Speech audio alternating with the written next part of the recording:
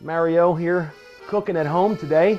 Sometimes I'll cook at the restaurant, but I feel really at home with this recipe because it's one you really should make. It's not a commercial dish.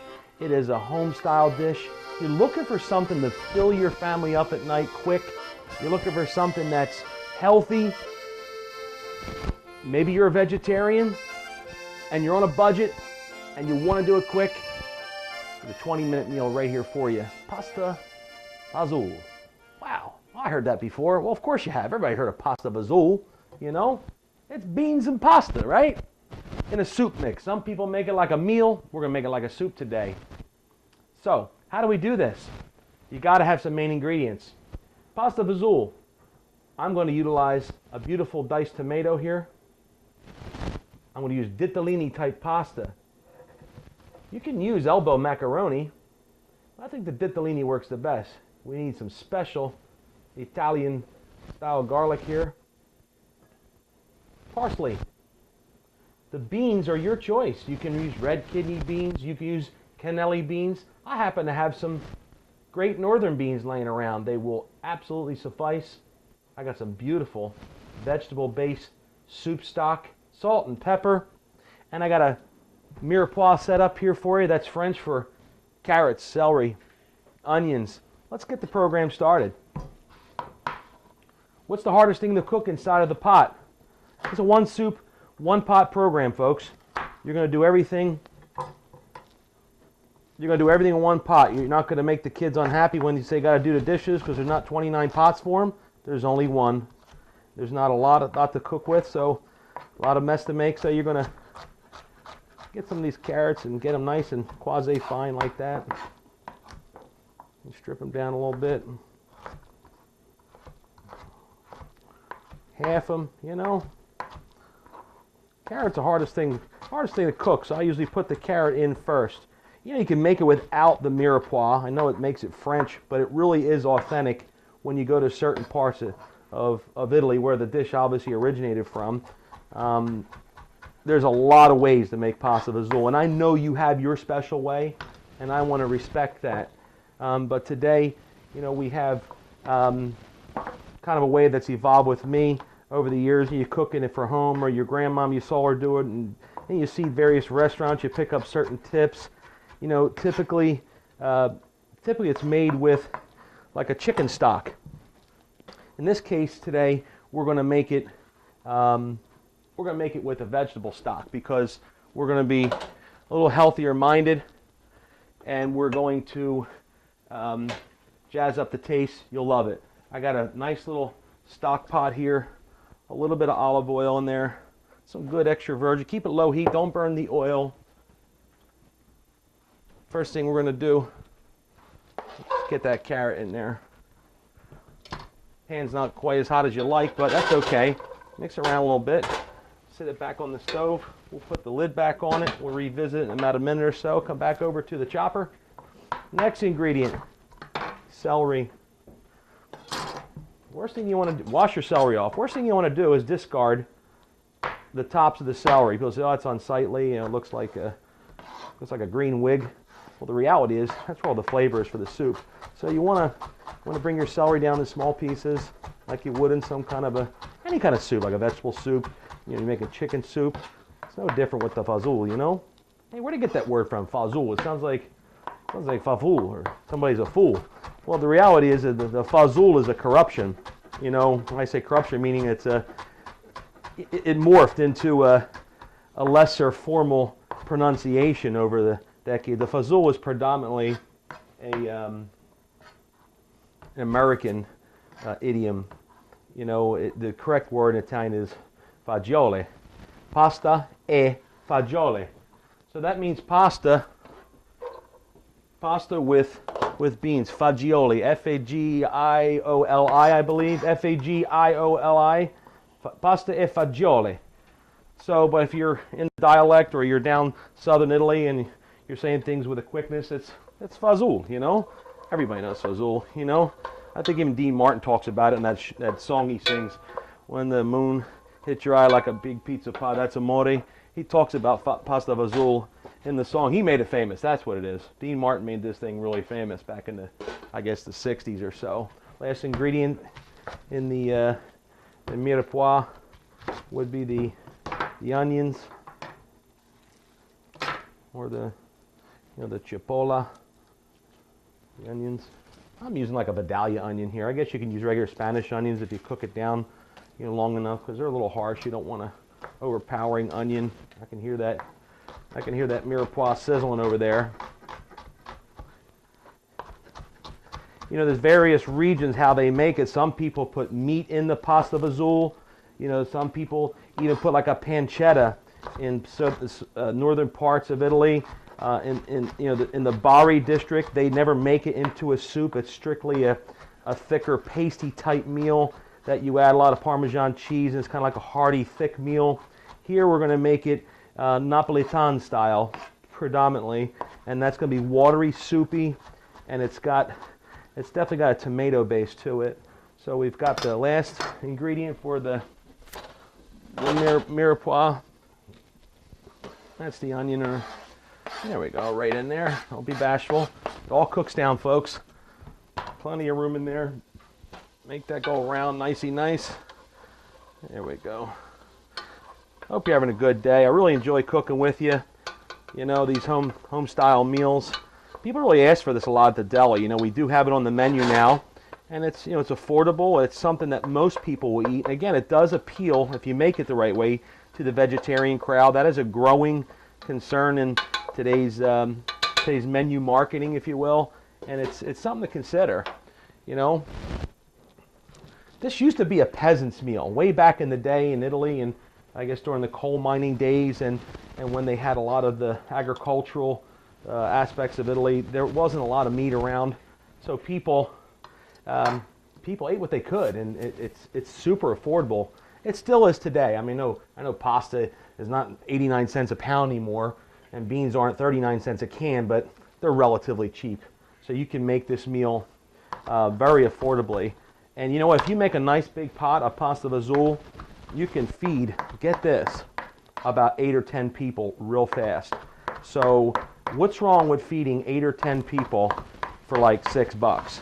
And I know it sounds cheap, or maybe you might think I'm the reincarnation of the frugal gourmet, but the reality is you've got to watch your budget.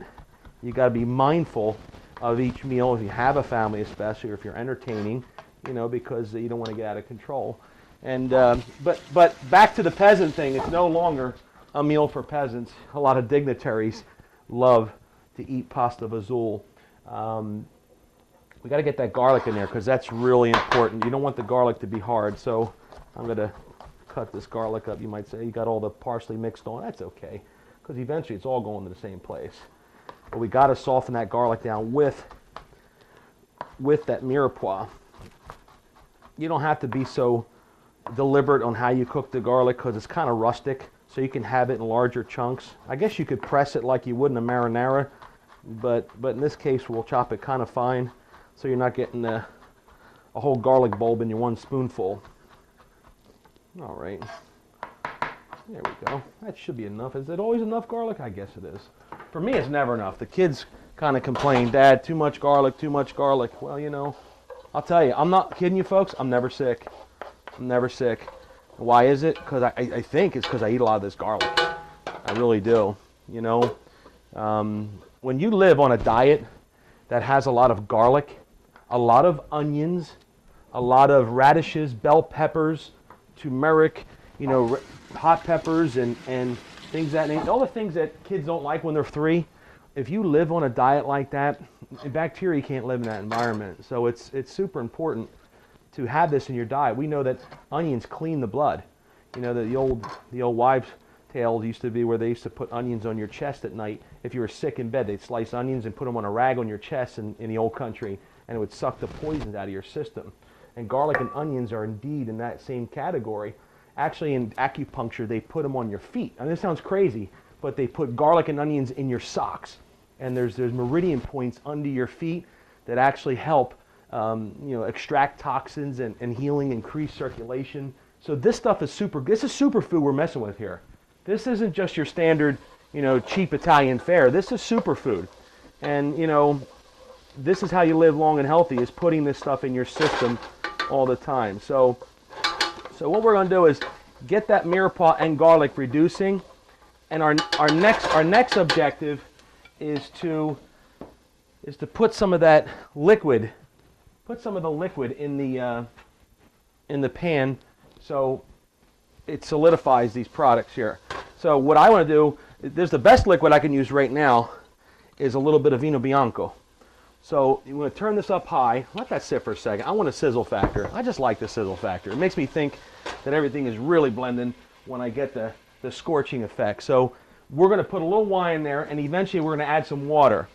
And we're going to add the water delicately and incrementally, because it's a couple step procedure. You don't want to just throw everything in a pot one shot like a blender and say, hey, go for it. There's an art to it, a little bit. You get your pot and keep swishing around like that if you want to do that, or use your wooden spoon. In this case, I'm going to add a little bit of the vino bianco.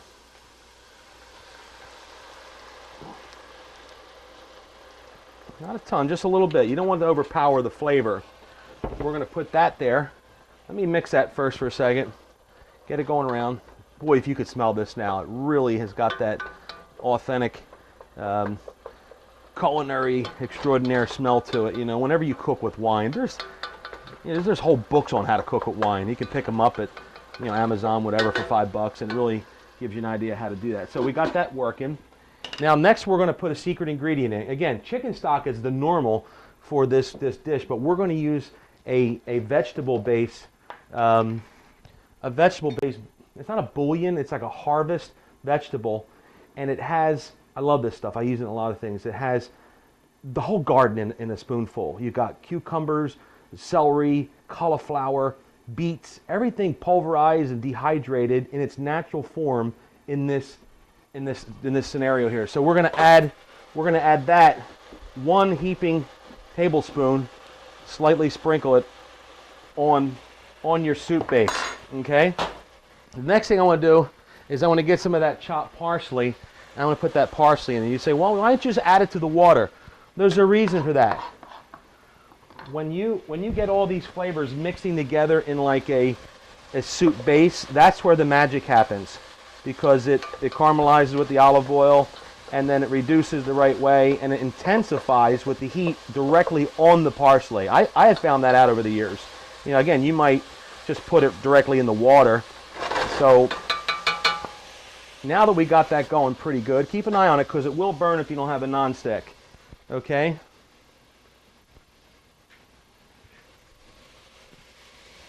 It's starting to work now. We're almost ready for the next step, which will ultimately, you want to soften up these vegetables. So what we're going to do is we're going to add a little bit of water incrementally to the mix. All right, in this case, I'm going to add just about that much. Let that start working.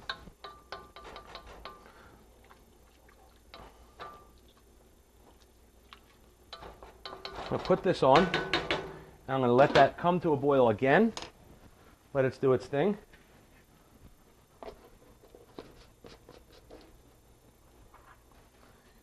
I remember my grandmother telling me a story years and years ago when I was a kid. During the Depression, she grew up, and she lived in an ethnic neighborhood in Philadelphia, and the non-Italians would always make fun of the Italians, call it the Polish, the Irish. They would make fun of the Italians and say, you Italian people, all you do is you eat them worms, referring to spaghetti and linguine, because they look like worms to kids that weren't used to it.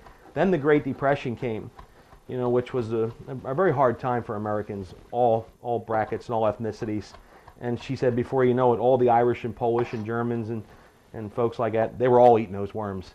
So we refer to the pasta, as those worms, and people get confused on that, the terms of pastas. We'll talk about that in a future episode. I think it's really, a whole episode itself on how to make sure you're saying the correct names or using the right pasta or nomenclature per item. And because you go to a restaurant either here or in Italy and you ask for something, you might not get what you ask for if you don't know the right terminology. So we've got this ditalini here. 1 pound will suffice. Back to the ingredients. I haven't really been careful with that, but we've used 2 stalks of celery. We've used 2 carrots roughly, 5 cloves of garlic, okay, and a good healthy bunch of parsley, okay, and we've reduced it with the base, the vegetable base. We're getting ready to add salt and pepper pretty soon, and the mirepoix obviously is mixed in equal portions. We're going to use 1 pound of pasta for, I guess it's a 6 or 8 quart stock pot, somewhere around there. And then I'm going to use 1 can of tomatoes. Okay, 2 is a little aggressive.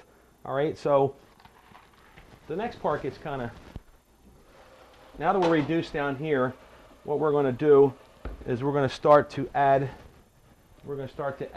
more water. There we go. So remember, let's go back to the water. This is really important. You're going to add roughly 2 to 3 quarts of water. You want it to be where once the pasta cooks down, it doesn't take up all the space of the pot, because you put too much pasta, it's going to swell up when the water and the heat hits the pasta. So you want enough room for the pasta and the tomato to be in the right proportion. So add the water. Win 2 free tickets on February 4th and enter a world where adventure is awaiting and courage leads the way at Disney on Ice presents Dream Big. Through enhanced pixel dust, Tinkerbell takes you on a journey of beloved Disney tales live on ice. High-flying jumps, daring acrobats, breathtaking skating, and lovable Disney friends make this an experience that your family will never forget. Believing is just the beginning when Disney on Ice presents Dream Big, skates into your hometown. February 4th, win 2 free tickets, enter now. Back at you here with the Versatile Cook. A couple final segments of how to make excellent pasta Fazool. Napolitan style. We got the water boiling and all the mirepoix and our special mixture. We're going to go with that pound of pasta right in there.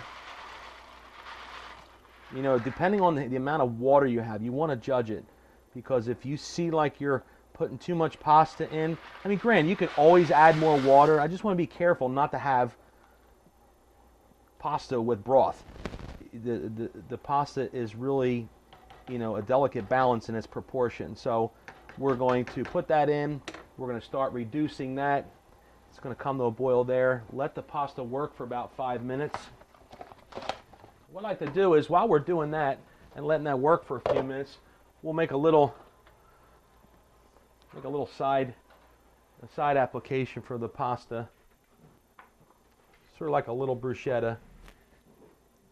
Should have had that on. So for that bruschetta, you're going to need some butter. I used to cook a lot of garlic bread, typically with just olive oil, but I'll tell you, sometimes a butter spread is really a better scenario. Butter's so good, I'll tell you. Got a little bit of butter in the pan over there, lid reduce down a little bit. I'm so used to doing everything so fast in the restaurant, I forget that our audience isn't in a marathon. We're not here for a race. If you have the time to be delicate and deliberate about this, please do, because it's like anything. It's good things take practice. Good things take time. The old world craftsmanship of furniture making and various forms of artistry. When you were a kid, you remember the blacksmiths and the people that worked with leather and plaster gilters and people who did furniture, veneering. You remember those years ago when you were a kid and they had all those crafts people around? Well, sadly, they're gone. And unfortunately, a lot of the food people are gone too. And everything today is, jiffy, microwave, push this button and you'll be, no way. You got to put the time into your cooking. It's just like any other craft. And I just encourage you to be a craftsman who cares about your food, because it's your family you're feeding. You're not feeding animals on a farm, you're feeding your family.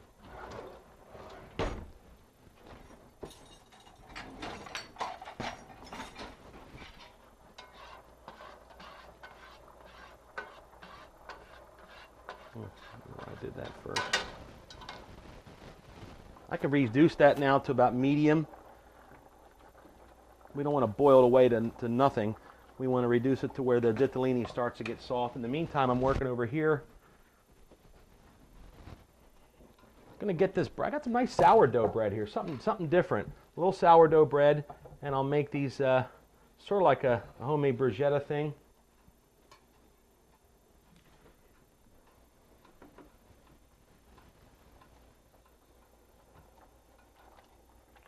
how we'll make that semi-bruschetta is we'll get this nice sourdough slices. We'll put it right there in the butter. I mean, what you really could do is just, if you had a nice open flame charbroiler on your island, which I don't have, you can toast them up first. I probably should have just toasted these first in the pan, or put them in the toaster, get them a little crusty and finish them off in here. But hey, I don't do everything right. So we'll do that, give them a little flip so they get equal amount of fat on them. And we'll let the stove cook them up a little bit. In the meantime, we have to be thinking about our last two ingredients, our last 3 or 4. A little salt in that pasta Fazool. Sprinkle salt according to your taste. Okay. A little black pepper. Not coming out too fast. A little black pepper. At this point, you can almost put the beans in. I'm going to put 2 cans of beans. You want to take 90% of the syrup out of the beans, and then the rest of the beans in the pot. 90% of the syrup. You want a little bit of that syrup for a quasi-thickening agent. A little bit of that syrup. You can almost judge if you need 2 cans. You know, that's what a good cook does. He kind of sits there, and you know, I was really, in respects to taste, you know, eventually, you know, like Marcella Hazan would say years ago, she says, you know, a really good cook doesn't have to taste his or her soup. They can smell whether or not soup needs salt, or it needs this, or has too much of that. That's where you want to get to. And the longer you do it, and the more you practice that particular recipe, you make it over and over again, then it comes out the way you like it. So we're back up there a little bit. We're cooking off these little crostini wannabes over here with sourdough. Interesting, you know, I saw this fresh sourdough at the market. I said, you know, instead of your typical French bread or Italian bread, I'll use these here. And I thought it would be unique. So we're gonna bring that back up. One more ingredient, and the soup is just about ready to plate, folks. Butter out of the way.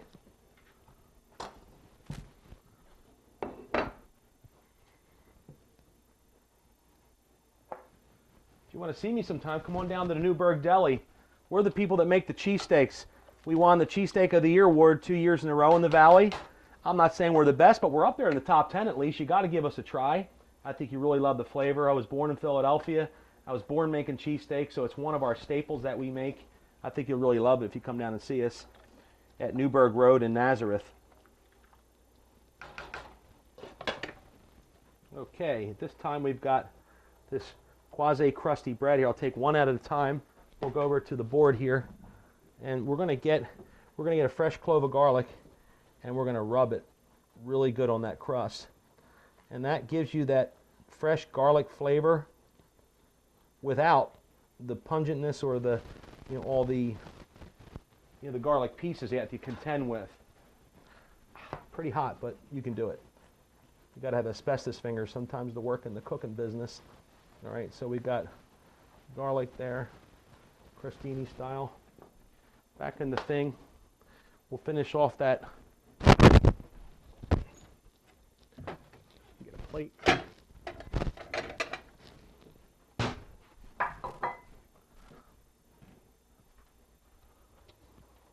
The soup's a little involved because it's really in steps. Okay, we're almost to the point where we're putting the last ingredient. The last ingredient is those tomatoes, and the reason why I held out on those tomatoes is because they're already cooked. And the last thing you want to do is make tomato mush out of those tomatoes, because when they're in the factory and they can them, they have to cook them at a certain temperature to get the canning process correct. And when you get either a plum tomato or a diced tomato, it's already cooked. We'll come over here with the crostini. If you want to, you can rub a little bit more butter on them to make the next ingredient stick. We got that garlic on there, so we're ready to go. A little bit of paprika. A little bit of paprika. Makes it kind of authentic, you know. Adds color to it. If you want to put a little bit of parsley, you could. I've seen garlic breads or stuff like that. I mean, typical bruschetta has chunks of tomatoes on it, I know, and has all this other stuff. What's neat is if you get this, if you have the time, is you take that product and you go right back in the pan again with it, and then it solidifies that parsley, because you don't want raw parsley on the bruschetta, the little crostini program. Almost ready for the final addition. In this case, it's going to be the tomato. I got the lid off. This is really important. You want that tomato juice, whatever's in there. So let it come out. This gets a little gritty here in a minute because it's the last part that has to be done. But you have to do it like this because if you have whole plum tomatoes, you're going to have to take them out. And I usually pare them or peel them out by hand, the whole plum tomatoes. In this case, for expedient purposes, I got the dice. Looks like one of these large cans is going to suffice. Okay. Work it through. Looks like the right portion. It's not overpowering it. It's just the right amount, I think. That's it. For some people, it might be a little too much. I like tomatoes, so you can never offend me with tomatoes or garlic, but you might want to skip the tomato. You know, you might want to put something else in it. In this case, we got this. Oh, look at that. That's the picture you're looking for. With those crostinis. Again, it's just simple loaf bread. I guess you could do with store-bought bread, you know, cheap white bread, but you should really use, you know, another kind of upper scale bread with it. I turn them down so they're ready to go. We'll let this finish off. Be right back in 30 seconds. Plate up with Chef Mario here. The To win 2 free tickets to the amazing Harlem Globetrotters at the PPL Center. The ultimate in basketball performance will entertain you and your family with unforgettable memories. You can win these 2 free tickets at the PPL Center. Go to 2freeticketslv.com.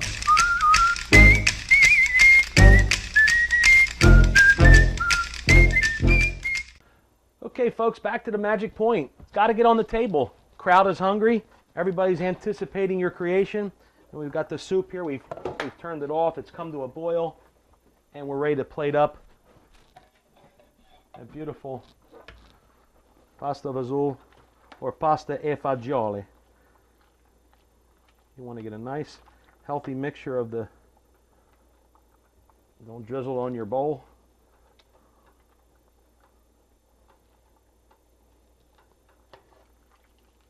There we go. Look at that. Beautiful. Got the beans, the parsley, the mirepoix, all that going on in pasta Fazool. We've got the final part of the crostini with a little side program there to help you out.